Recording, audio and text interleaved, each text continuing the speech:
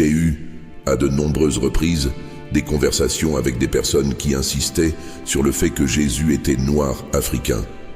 Bien que je trouve cette idée extrêmement improbable, je ne me soucie pas de la quantité de mélanine présente dans la peau de Jésus. Ce qui me dérange, c'est l'insistance inflexible et souvent hostile de ceux qui défendent ce point de vue. La Bible ne dit rien sur la couleur de peau de Jésus, bien qu'elle déclare la judéité de Jésus. Jésus était juif, israélite, hébreu. Il était d'origine sémite. La couleur de sa peau se situait probablement entre l'olive claire et le brun moyennement foncé. Jésus ressemblait très probablement à un habitant du Moyen-Orient typique, avec des cheveux et des yeux foncés. Les habitants d'Israël, de Jordanie, de Syrie, d'Arabie Saoudite et d'Irak sont probablement les meilleurs exemples actuels de ce à quoi Jésus aurait pu ressembler. En définitive, la discussion ou argumentation passe à côté de l'essentiel. Est-il vraiment important que nous connaissions la couleur de peau de Jésus, qu'il soit noir, jaune, brun ou blanc? Bien que cette question puisse être controversée pour certains, la vérité est que nous ne savons tout simplement pas quelle était la couleur de peau de Jésus. Bien qu'il y ait d'innombrables références au fait que Jésus était juif, puisque c'était son héritage, la Bible ne fournit que peu de descriptions, voire aucune, de ce à quoi Jésus aurait pu ressembler. Ceux qui croient que Jésus était noir ont généralement deux arguments principaux. Le premier est basé sur la description de Jésus dans Apocalypse 1, 14, 16, en particulier la référence à ses pieds qui sont semblables à de l'airain ardent. Cependant, l'airain est une couleur brune moyennement foncée. Ce n'est pas la même couleur de peau que des personnes noires. Mais surtout, Apocalypse 1, 14, 16 est clairement symbolique. Il s'agit d'une description de Jésus apparaissant sous une forme glorieuse dans une vision.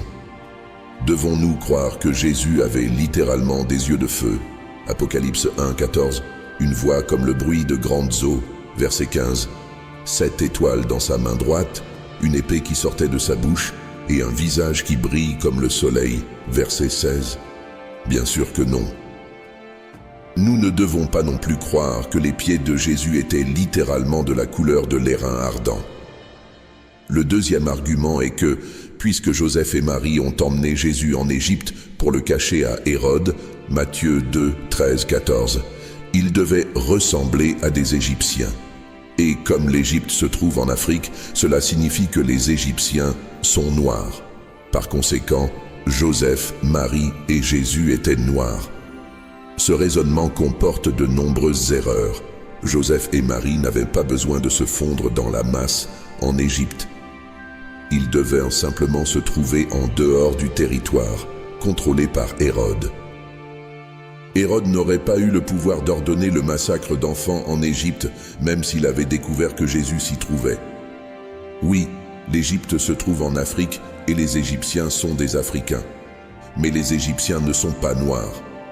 D'un point de vue ethnique, les Égyptiens étaient, et sont toujours, des Orientaux, avec des teintes de peau similaires à celles du peuple d'Israël.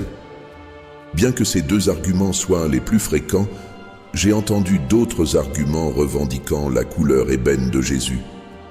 Tous sont faibles, au mieux. Pour dire les choses simplement, la Bible n'enseigne pas que Jésus était noir. D'un point de vue biblique, historique et anthropologique, il est extrêmement douteux que Jésus ait été d'ethnie noire africaine. Toutefois, l'absence de preuves bibliques ne dissuade pas ceux qui sont convaincus que Jésus l'était. Cet argument est l'une des principales caractéristiques du mouvement des Hébreux noirs et des Israélites noirs, mais il ne se limite pas à eux.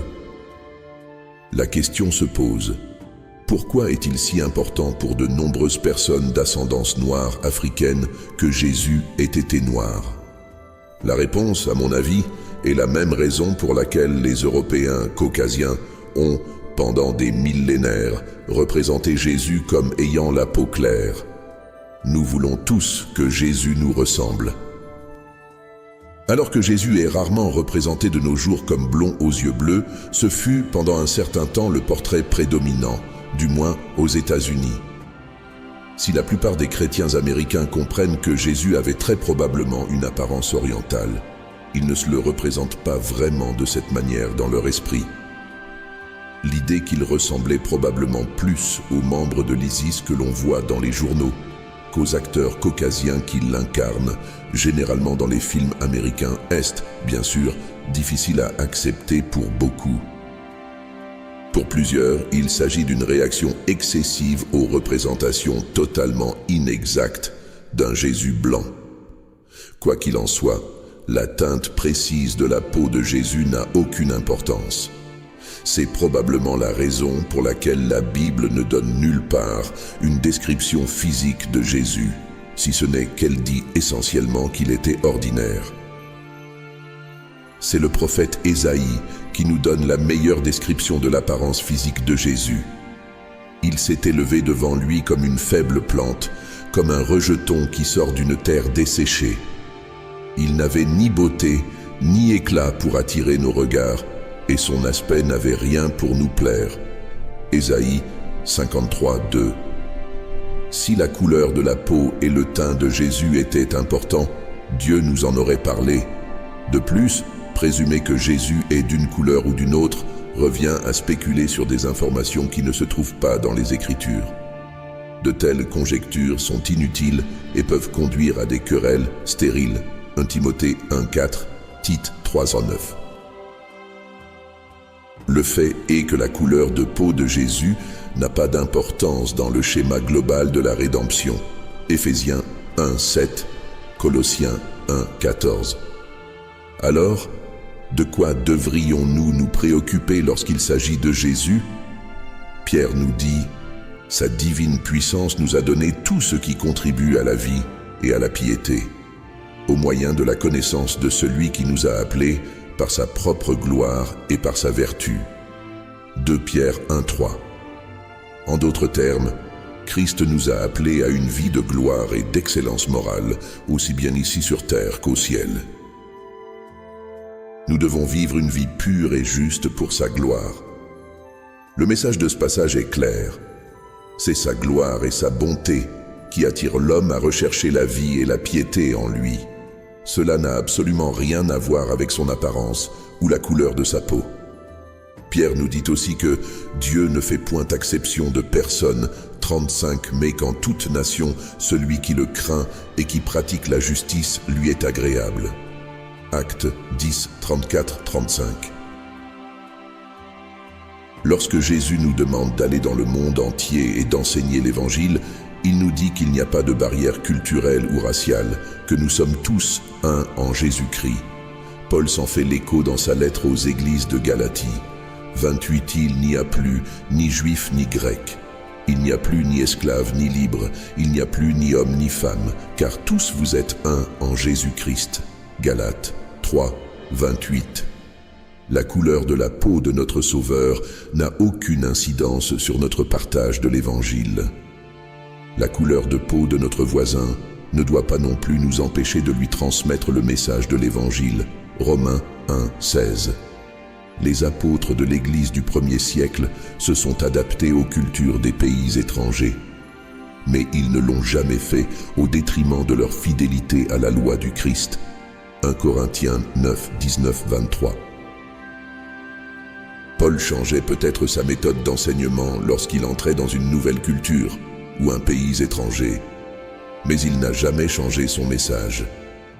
Il a continué à prêcher les mêmes choses qu'il avait toujours enseignées, quelle que soit la couleur de peau de ses auditeurs. Ce qui comptait, c'était qu'ils reçoivent la bonne nouvelle de Christ. La vérité, c'est que le message de l'Évangile de Christ a fait son œuvre à l'époque et qu'il continue de le faire aujourd'hui. Il atteint toujours le cœur de ceux qui aspirent à connaître Dieu, qu'ils soient noirs, blancs, jaunes ou bruns. Ce n'est pas la couleur de peau de Jésus ou la couleur de peau de notre voisin qui compte dans notre destinée éternelle. Mais ce qui compte, c'est que il n'y a de salut en aucun autre, car il n'y a sous le ciel aucun autre nom qui ait été donné parmi les hommes par lequel nous devions être sauvés. Acte 4b12.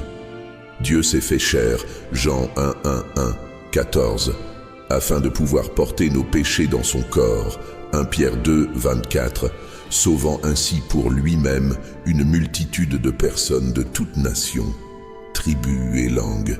Apocalypse 7.9. Jésus n'était pas blanc. Jésus n'était pas noir. Jésus était très probablement au milieu en termes de couleur de peau. Mais en fin de compte, cela n'a pas d'importance. Jésus est le sauveur de toute l'humanité. 1 Jean 2, 2. Jésus est mort pour les Noirs et les Blancs et pour tout ce qui se trouve entre les deux. L'amour sacrificiel de Dieu est pour le monde entier. Jean 3, 16. Les arguments qui divisent sur la couleur de sa peau sont contraires à ce qu'il a accompli. Nous aimerions vous donner l'opportunité de faire de Jésus le Seigneur de votre vie. Voulez-vous bien prier avec moi? Dites, Seigneur Jésus, je me repens de mes péchés, viens dans mon cœur, je fais de toi mon Seigneur et Sauveur, et merci Seigneur pour le baptême du Saint-Esprit en moi, dans le nom de Jésus.